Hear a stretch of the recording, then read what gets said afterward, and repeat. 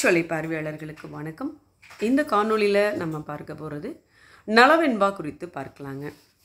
நளவெண்பா புகழேந்தி புலவரால் எழுதப்பட்ட நூலுங்க. மொத்தம் 3 காண்டங்கள் இருக்குங்க. சுயம்வர காண்டம், களித்தொடர் காண்டம், களி நீங்கு காண்டம் அப்படின்னு 3 காண்டங்கள் இருக்கு. இந்த நளவெண்பா பற்றி சொல்லும் பொழுதுங்க, இந்த நளவெண்பா மகாபாரதத்தில் வரக்கூடிய ஒரு கிளை கதை தான். அந்த நளனுடைய கதை. இந்த நளனுடைய கதை யார் யாருக்கு சொல்கிறாங்க அப்படின்னாங்க, தர்ம மகாராஜாவுக்கு வேதவியாச முனிவர் சொல்கிறாருங்க. அந்த கதை தான் ஒரு இலக்கியமாக எழுதியிருக்கிறார் நம்ம புகழேந்தி புலவர். இதில் நம்ம 3 காண்டங்கள் சொன்னோம் இல்லைங்களா, அதில் ஒவ்வொரு காண்டத்தில் இருந்தும் செய்திகளை நம்ம என்ன சொல்லலாம் அப்படின்னா கதை வடிவில் ரொம்ப எளிமையாக சொல்ல போகிறோம். ஸோ நீங்கள் தொடர்ந்து நம்ம தமிழ்ச்சொல்லையை பார்த்துட்டு வாங்க, ஸ்கிப் பண்ணாமல் முழுமையாக பாருங்கள். சரி, இப்போ நம்ம கதைக்குள்ளே போகலாங்க.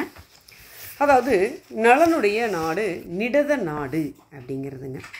இந்த நிடத நாடு எப்படி இருக்குன்னா, நல்ல நீர்வளமும் நிலவளமும் நிறைந்த ஒரு நாடாக இந்த நிடத நாடு இருக்குதுங்க. நள மகாராஜாவினுடைய நாடுங்க. இந்த நாட்டினுடைய நகரம் தான் மாவிந்தம் அப்படின்னு சொல்கிறதுங்க. இந்த நகரத்தினுடைய பெயர் மாவிந்த நகரம் அப்படிங்கிறது. ரொம்ப செழிப்பு, அதாவது இயற்கை செழிப்பு மட்டும் இல்லாமல் அறிவு செழுமை உடையதாக இந்த நகரமானது திகழ்கிறதுங்க. இந்த மாவிந்த நகரத்தில் பார்த்தீங்க அப்படின்னா வானளாவிய மாடங்கள் நிறைந்திருக்கு.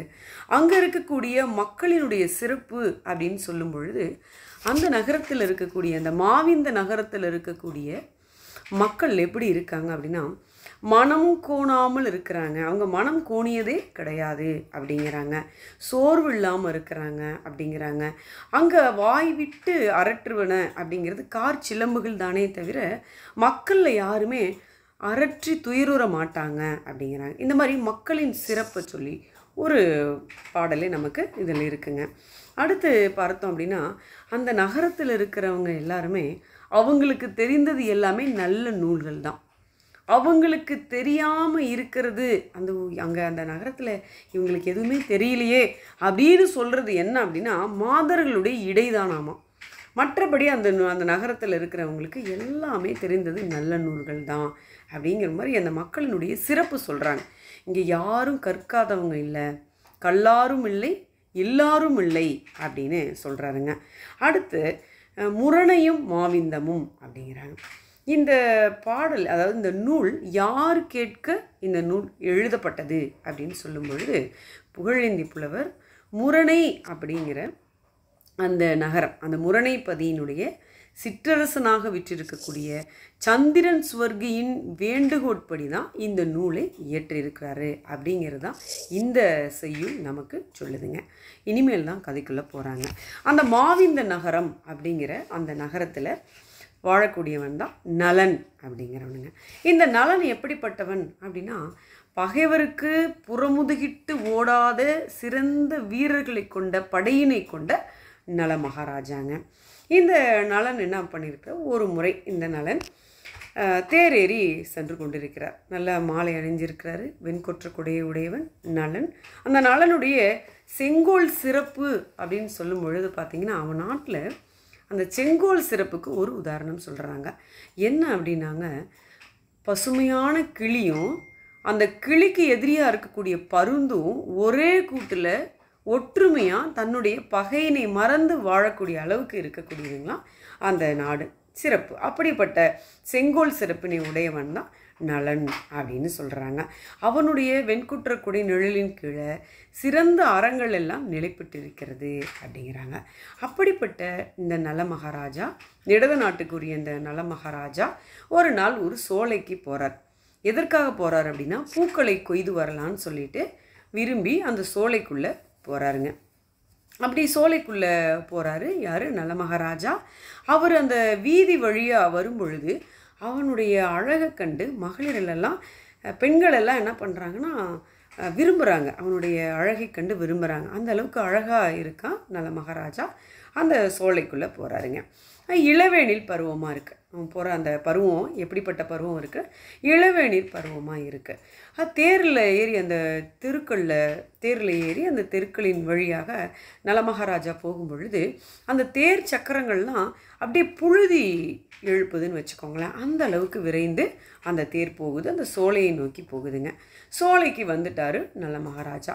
சோலைக்கு வந்த உடனே என்ன பண்ணுறாரு அப்படின்னா, அங்கே இருக்கக்கூடிய ஒரு பொய்கை, ஒரு குளம், சரிங்களா? அங்கே அந்த குளத்தில் தாமரைகள் நிறைந்து இருக்கக்கூடிய அந்த குளத்தில் ஒரு அன்னப்பறவை இருக்குது. நல்ல வெண்மை நிறத்தில் அந்த அன்னப்பறவை இருக்குது. அந்த பொய்கையில் இருக்குங்களா. அப்போ இவர் பார்க்குறாரு, யார்? நலமகாராஜா பார்க்குறாரு.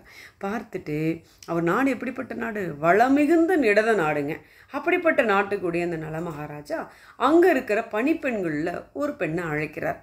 அழைத்து, பெண்ணே, அந்த இலையை, அந்த அன்னத்தினை எனக்கு பிடித்து கொடு, தப்ப விடாதபடி போய் இதை பிடிச்சிட்டு வா அப்படின்னு சொல்கிறாரு நலமகாராஜா.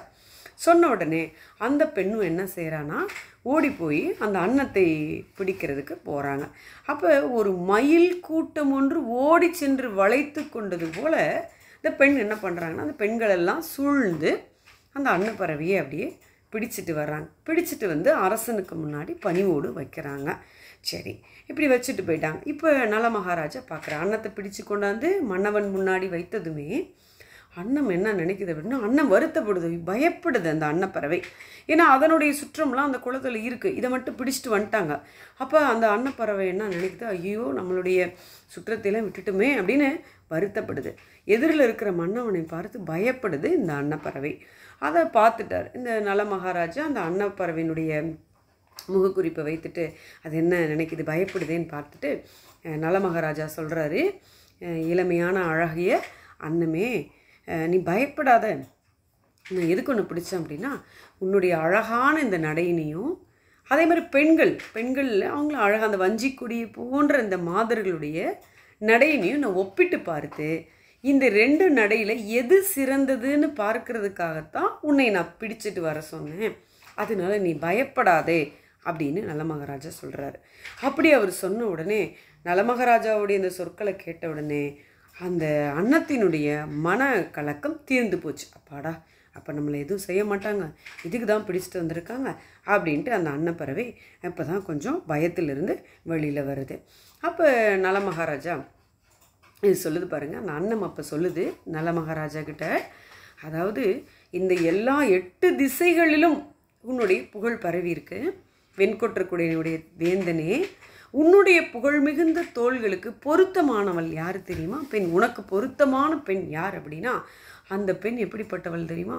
மூங்கிலை போன்ற தோள்களை உடைய அழகானவள், தேவ மகள் போன்றவள், தேவமாது போன்றவள் அவள் குற்றமற்ற தமயந்தி, அதுதான் அவளுடைய பெயர்.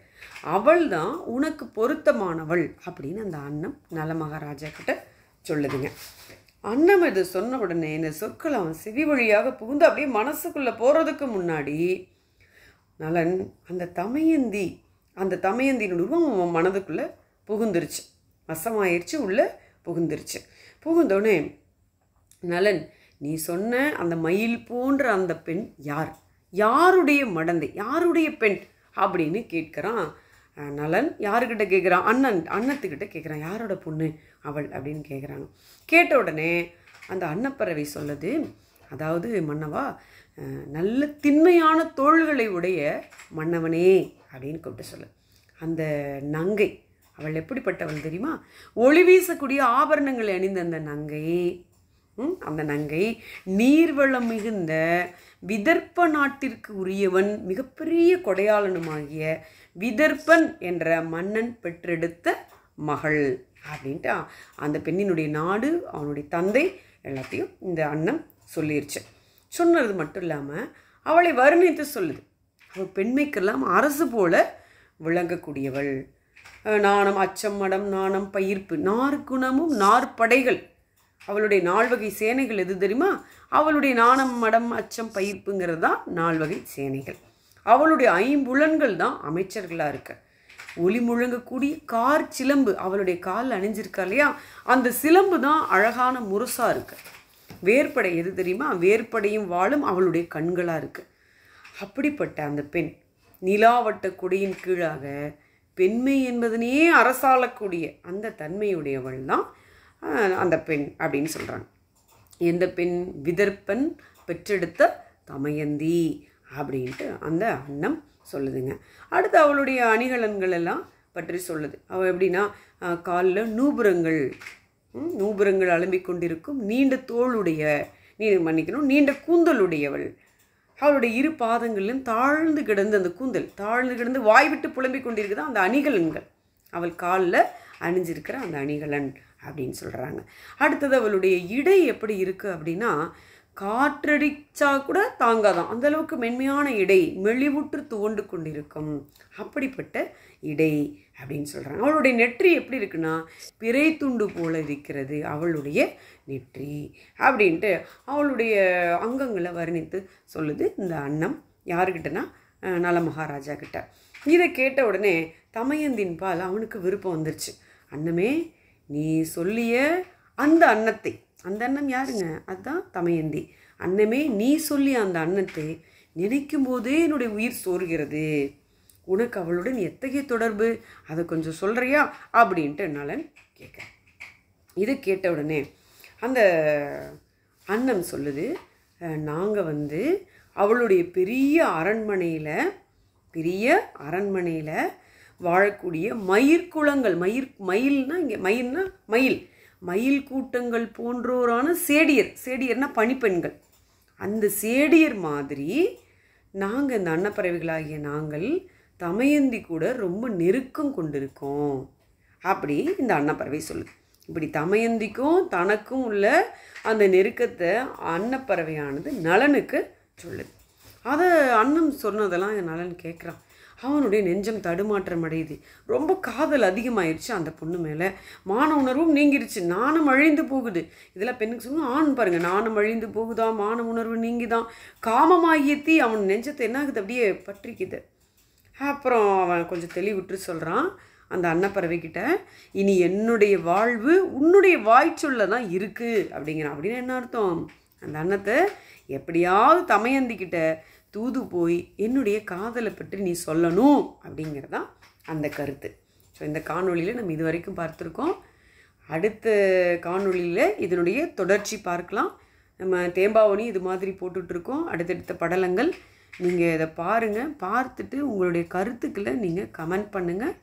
தொடர்ந்து நம்ம தமிழ்ச்சோலையை பார்த்துட்டு வாங்க. தொடர்ந்து நம்ம தமிழ்ச்சோலைக்கு பேராதரவு கொடுத்து கொண்டு இருக்கக்கூடிய நண்பர்கள் அனைவருக்கும் மனமார்ந்த நன்றி. வணக்கம்.